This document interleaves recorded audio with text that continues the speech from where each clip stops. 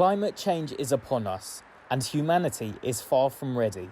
A report from the UN Climate Panel warned on Monday, whilst calling for drastic action on a huge scale. The major report is the latest in a series by the Intergovernmental Panel on Climate Change, detailing the global consensus on climate science.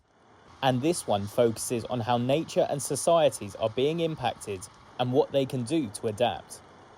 Hans Otto Portner is the co-chair of the IPCC group behind it. There is a brief and rapidly closing window to secure a livable future on the planet.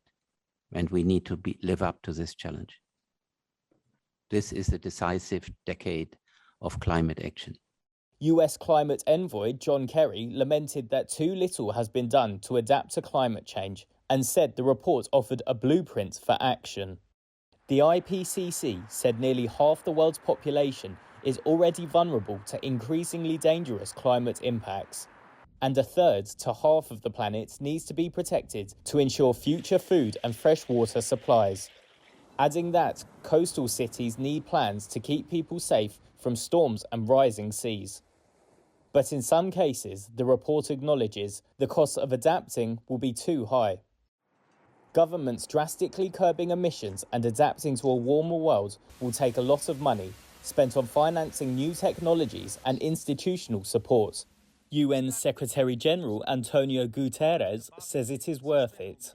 Investments in adaptation work. Adaptation saves lives. As climate impacts worsen, and they will, scaling up investments will be essential for survival. Adaptation and mitigation must be pursued with equal force and urgency.